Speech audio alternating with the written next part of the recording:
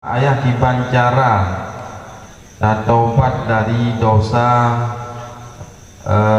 hana butakut sementara hana tatudip dumna kadar karena hantong menghitung takut yang diucap ikhtiar.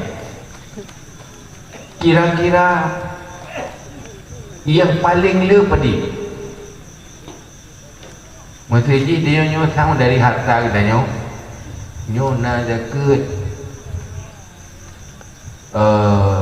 munyo 10 juta yang pasti. Munyo 10 juta yang pasti kamu buh mandu.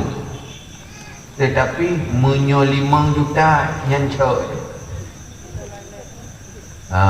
Munyo 10 juta pasti handai. Munyo tabuh jaga 10 juta yang hanya terbayar mandu pasti hanya terbayar. Tapi munyo tabuh 10 pasti terbayar mandu, tapi mungkin lebih. Tapi pasti munyo tabuh 6 yang cek boleh jadi hansip, boleh jadi sip. Yang payah cok itu dia yakin.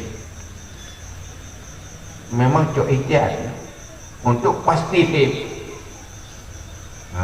Umah hansip harta apa ni? Ada dah bayar untuk yakin sip hansip harta. Kaku bina harta yang kena jok juilai dan lain. Jok ikhtiar yang meyakinkan. Ini kita kira-kira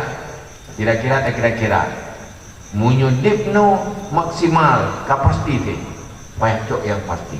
Munyo yang ragu-ragu kuih lau mentang ragu 10 juta mentang ragu dah leceh ko hantik kuih lau waktu nyalau mentang ragu kuih lau waktu nyalau sampai hanali ragu ke memangnya resiko karena itu ingat payah cok ikhtiar. Berarti lagi orang ragu buat semayang kan? Saya ragu buat tengok semayang pun pupul. Nya tak pasti bila. Yang tak ragu-ragu untuk memastikan pasti ikhtiar. Yang yakin dia ada semayang, kata mata bodoh. Pupul. Anda ragu-ragu.